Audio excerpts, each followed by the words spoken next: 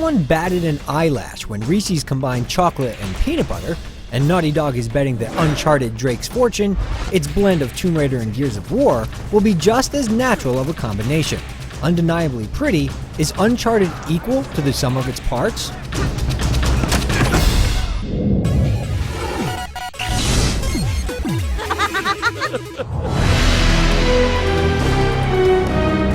If you're a child of the 80s, you undoubtedly remember the movie Romancing the Stone.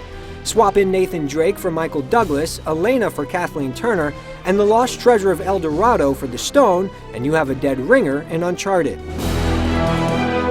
Nathan is the direct descendant of famed explorer Sir Francis Drake, and is following in his ancestors' footsteps by trying to track down the mythical golden statue.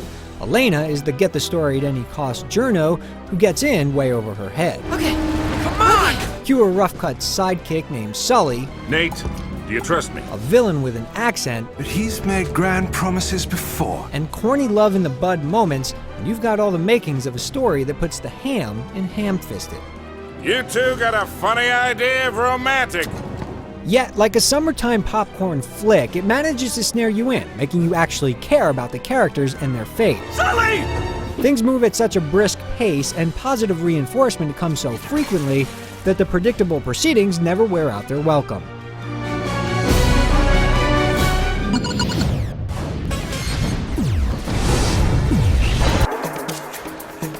There's only one way to go in Uncharted. There are no branching paths and no deviation from the primary quest. Getting stuck or lost is practically impossible.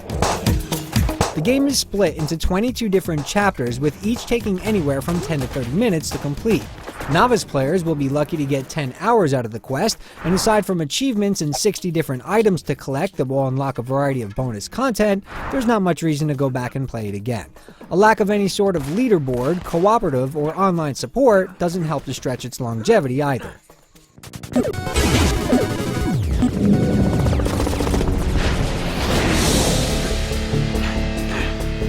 Uncharted mixes things up with a variety of gameplay types. Nathan will find himself at the turret of a Jeep, behind the handlebars of a jet ski, and taking command of Gatling guns. But these are mere side dishes compared to the platforming and gunplay that dominate the experience. We're not talking about platforming in the sense of timing and judging distance. Things are much more simplified here and automatic. It's more about figuring out which way to jump than executing the perfect leap. Just like the rest of the game, there's one predetermined way to get through each gauntlet, and progressing is often more of a case of whether you see a well-disguised handhold or not. Even so, the levels are designed in such a way that you'll regularly take leaps of faith, crossing your fingers that Drake can hold on with his. There's also a handful of puzzles to complete, but they amount to little more than bumps in the long road of gunplay. Kill.Switch started it, Gears of War perfected it, and Uncharted revisits it with success. And by it, we mean stop-and-pop gun battles utilizing a cover system. Just like Gears, you can press a button and take cover behind any object in the game, and then rotate the camera a full 360 degrees to keep an eye on enemies. When they're exposed, you pop out of cover, take a few shots, and retreat. While it's not exactly an original idea, this system works well here. You'll get the typical arsenal of weapons, including pistols, shotguns, machine guns, and grenade launchers. The aiming is silky smooth without the aid of an auto-lock feature. You'll be landing headshots in no time flat. The enemies aren't especially smart, but what they lack in intelligence they make up for in numbers. They'll come from all directions and eventually snap laser scopes onto their guns, making evasive rolls a necessity. Boss fights are basically non-existent, and you get a smattering of context-sensitive moments that happen so infrequently that you're never really prepared for them when they do. Hand-to-hand combat is a possibility, but we don't recommend it. You're basically relegated to one 3-hit combo, and it can be almost impossible to get the timing down. Otherwise, if you're out in the open flailing your arms around, you won't be doing it for long. Uncharted is one of those rare games that borrows elements from all the latest hits without feeling like an also-ran. It manages to simplify gameplay elements that typically frustrate casual players, yet provides enough challenge in the gunplay to satisfy the hardcore.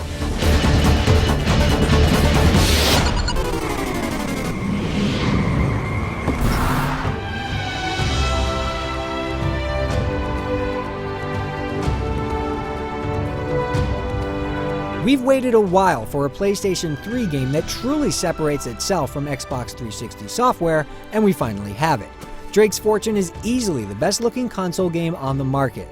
I'll be damned. We could run down a laundry list of effects, but what really sets Uncharted apart is the attention to detail. Plants sway as characters brush past them, reflections on the water dip and sway with the ripples, and Drake actually looks wet when he gets out of it. The animation here is also outstanding, with smooth transitions between every moment in the game, and characters accounting for and reacting to every piece of geometry. The audio features a rousing orchestral score and some excellent voice work that perfectly fits each character's personality. Well, not quite what you were expecting, huh? Yeah. Where's all the damn gold? It goes a long way towards engaging the player, and where production values are concerned, Uncharted lives up to its name. Uncharted Drake's Fortune doesn't do a thing that other games haven't done before, but it's a well-executed compilation of all the gameplay mechanics that have worked over the past few years. Its silly yet lovable plot has franchise written all over it, and while this brief roller coaster ride through the jungle may not have $60 legs, it's the perfect friend for a lost weekend.